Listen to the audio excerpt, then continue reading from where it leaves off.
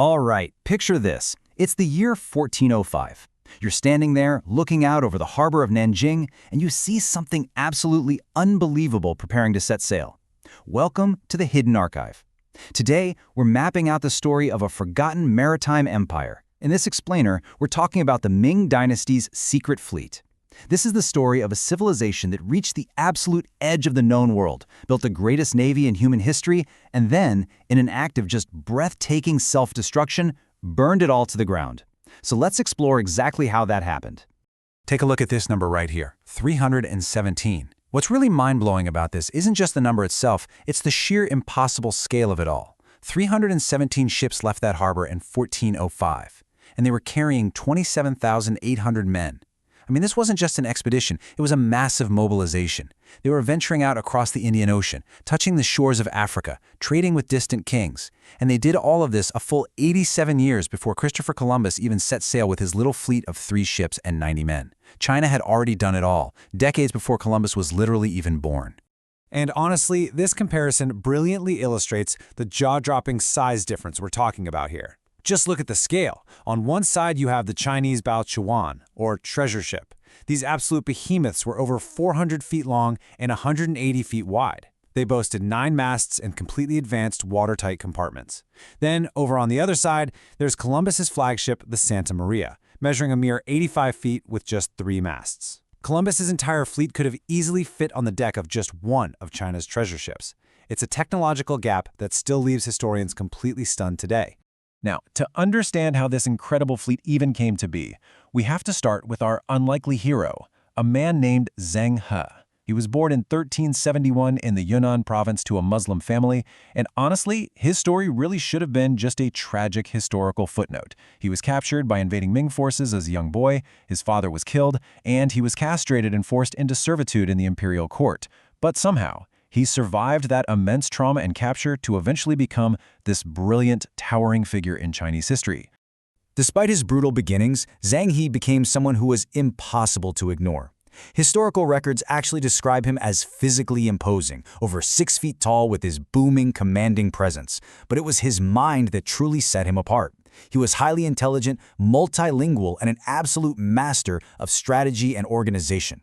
Well, these exceptional talents caught the eye of the ambitious and very restless Yongle Emperor. See, the emperor had taken the throne by force in a civil war, so he desperately needed to prove his divine right to rule by projecting absolute power across the seas. And he chose Zheng He to be his instrument. So here's the crucial point to understand. The fleet Zheng He commanded wasn't just a group of boats. It was essentially a floating, self-sustaining city. The fleet was divided up into these specialized squadrons. You had the colossal Bao Chuan for cargo and diplomacy, then there were the Ma Chuan. These were specifically for transporting horses and animals. You had the Liang Chuan carrying grain just to feed the nearly 30,000 men, combat ships for defense, and get this, even dedicated water tankers. The coordination required to build and launch this fleet simultaneously represents an industrial capacity that the rest of the 15th century world couldn't even fathom. Let's trace how this builds. In 1405, that first fleet departed Nanjing. They hugged the coasts down through Vietnam and Cambodia, crossed the Malacca Strait, and reached Java, Sumatra, and Ceylon, which is modern-day Sri Lanka. Now, their primary mission, diplomacy. The Yongle Emperor didn't actually want to conquer these lands, he just wanted them to acknowledge China's supremacy. And as you can imagine, the sheer overwhelming scale of this fleet absolutely astonished the local rulers at every single port they visited. Which brings us to a really fascinating display of their diplomatic strategy. At one point, a local king in Ceylon insulted the Chinese envoys and actually attempted to rob the fleet. But Zheng He didn't level the city. Instead, he simply captured the king and brought him all the way back to China. And the Yongle Emperor, rather than executing him, he just lectured him on proper behavior, gave him some gifts, and sent him home. As this quote captures perfectly, you don't need to destroy people when the sheer demonstration of your power is enough. It was a literal masterclass in strategic restraints. By their 5th voyage, the fleet pushed right past India, crossed the ocean, and reached the Swahili coast of East Africa. And here is where we get this wonderful, almost funny moment of historical surprise. A Somali sultan gifted the Chinese something they had absolutely never seen before, a giraffe. When this incredibly strange, long-necked animal arrived back in Nanjing, Chinese scholars frantically searched their ancient texts and triumphantly declared it a Kilian, a mythical creature of perfect virtue that only appears during the reign of an enlightened ruler. The court joyously celebrated this giraffe as a magical, absolute sign of heaven's endorsement. But beyond trading exotic animals, what Zheng He was really doing out there was establishing a Pax Sinica, or a Chinese peace.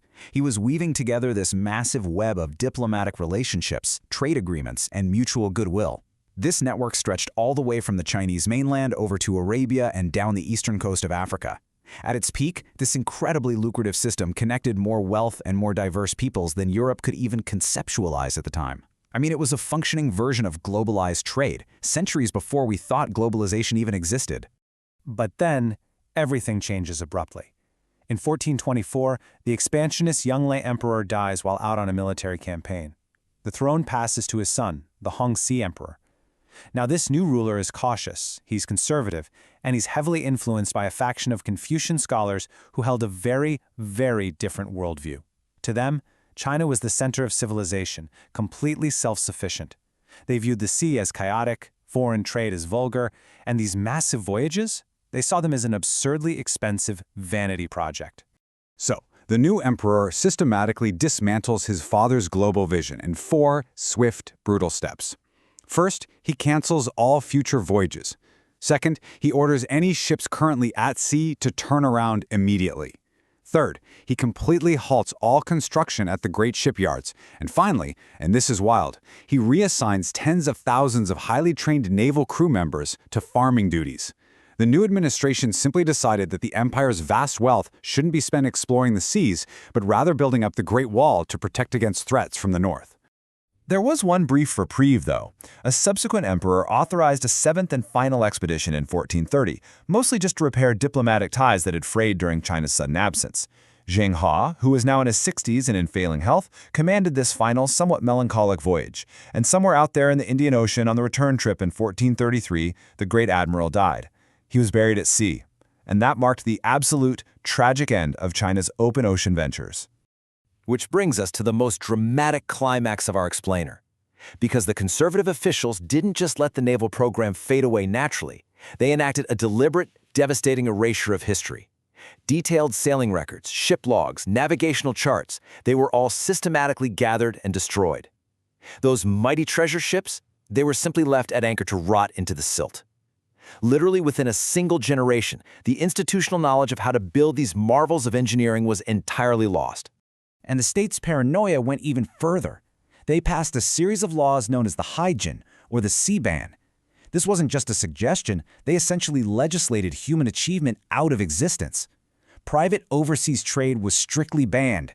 Building a ship with more than 2 masts literally became a criminal offense. Eventually, setting sail beyond coastal waters was a crime punishable by death. China tightly, firmly sealed its own doors to the outside world.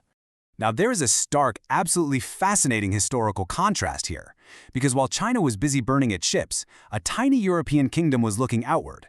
The Portuguese explorer Vasco da Gama arrived in the exact same Indian Ocean waters in 1498, almost a century after Zheng He.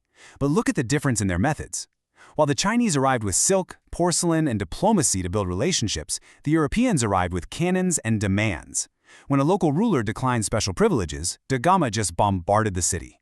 The era of extraction and domination had officially begun. But here's the thing. Despite the Ming government's absolute best efforts to erase Zheng He from existence, you cannot completely burn away history. He left behind living legacies. Across Southeast Asia, descendants of Chinese merchants who settled during the voyages, known as the Peranakan, they still thrive today. Over in Kenya, a community called the Wamatsuyo possessed Chinese DNA, tracing their lineage all the way back to shipwrecked sailors from the treasure fleet. And beneath the waves, archaeologists are still pulling up pristine Ming porcelain and massive stone anchors right from the ocean floor. So we have to ask ourselves one final, haunting question. The technology, the skill, the resources, they were all there. If a few bureaucrats in Nanjing hadn't decided to burn the greatest navy in history, if those ships had just kept sailing and crossed the Pacific, how entirely different would our modern world look today? It's a staggering thought, and it reminds us that sometimes the most profound changes in history aren't about what we discover, but what we choose to forget.